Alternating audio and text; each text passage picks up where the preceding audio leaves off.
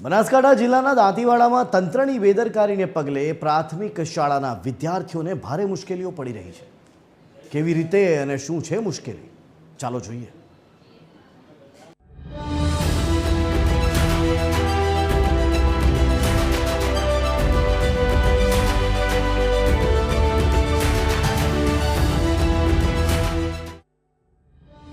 જુઓ આ તસવીરો। અહીંયા શાળા તો છે પરંતુ ઓરડા જ નથી। જી હા, આ છે દાંતીવાડાની મુખ્ય પ્રાથમિક શાળા કે જેમાં 12 જેટલા વર્ગખંડ જર્જરિત હોવાથી આજથી 1 વર્ષ પહેલા તોડી પડાયા, પરંતુ કદાચ ત્યાર પછી તંત્ર આ વર્ગખંડોને ફરીથી બનાવવાનું જ ભૂલી ગયા અને એટલે જ અત્યારે 500 થી વધુ વિદ્યાર્થીઓ પતરાના ખુલ્લા શેડમાં અભ્યાસ કરી રહ્યા છે।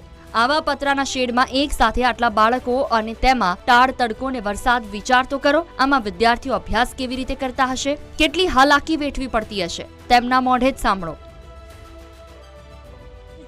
અમારે 1 વર્ષ પહેલાં રૂમમાંથી ઉપરથી ખોપટા પડ્યા હતા, એટલે અમને ભણવામાં તકલીફ પડે છે। અમારે પતરાના શેડ નીચે બેસવું પડે છે અને અમને ભણવા તકલીફ પડે છે। જ્યારે ચોમાસું હોય ત્યારે અમને મચ્છર કરડે છે અને ઉનાળામાં વધારે ગરમી પડે એટલે અમને તકલીફ પડે છે ભણવામાં।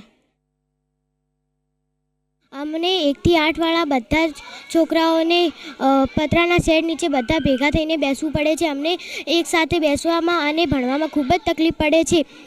મારું મોટું થઈને મને આઈએએસ ભણવાનું સપનું છે, પણ હું કેવી રીતે ભણું? મારી સરકારને માંગણી છે કે અમારા રૂમ જલ્દી બની આપે। જેથી બાળકોને બેસવામાં અમારે બહુ તકલીફ પડે છે। અમારી શાળાની અંદર 2 શિફ્ટ કરેલી છે। ટોટલ રૂમ 4 અત્યારે બેસવા માટે છે, જ્યારે 500 જેટલા બાળકો અમારી શાળામાં નોંધાયેલા છે। એટલે અમે 2 પાળી કરી લઈ, કારણ કે રૂમો અમારી પાસે અવેલેબલ અત્યારે નથી બેસાડવા માટે। એટલે 6 થી 8ના બાળકો સવારે આવે છે અને 1 થી 5ના બાળકો બપોરે આવે છે। તો આ તરફ સ્થાનિકો અને વાલીઓનું કહેવું છે કે આ ઓરડાઓ અંગે અનેકવાર રજૂઆત કરી ચૂક્યા છે, તેમ છતાં તંત્રના બહેરા કાને કોઈ વાત પડી નથી રહી।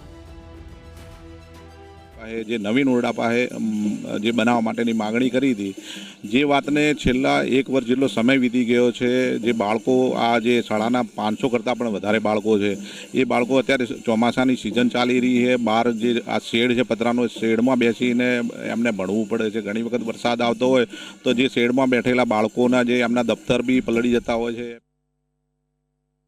આ અમારી ગામ વતી સરકારને નમ્ર અપીલ છે કે આ નવીન ઓરડાઓનું કામકાજ વહેલી તકે ચાલુ કરે તો બહુ સગવડ મળે છોકરોને, અને છોકરોને ભણવામાં, શિક્ષકોને ભણાવવામાં કોઈ તકલીફ ન પડે। તો આ વહેલી તકે કામકાજ ચાલુ કરવા અમારી ગામ વતી નમ્ર અપીલ છે।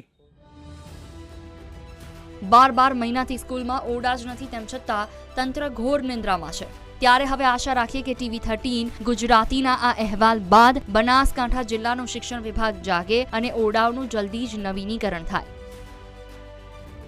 TV 13 ગુજરાતી માટે બનાસકાંઠાથી વિક્રમ ઠાકોરનો રિપોર્ટ।